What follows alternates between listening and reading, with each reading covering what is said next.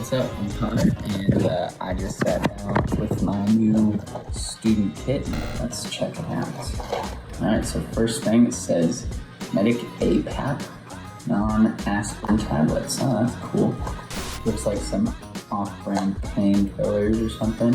I got my Purdue mask, definitely better than any mask I currently have. A digital thermometer, that's pretty cool. I feel like that's something, as a college student, I just don't think to buy. I remember at one point, I forgot what Band-Aids were. I thought I invented them because I had a cut and I was like, man, I wish I could just tape a cloth to my arm, so it's easy to forget little stuff like that. Oh, and another Purdue mask. Masked up for the semester, that's for sure. Some Purdue Pete hand sanitizer, it says repeat on it. Wash, rinse, repeat, that's fun. That's nice.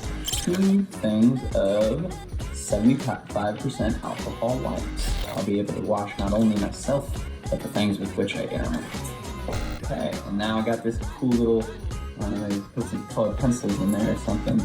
Please refer to the back of this card for details on the care and cleaning of your mask. That's good to know.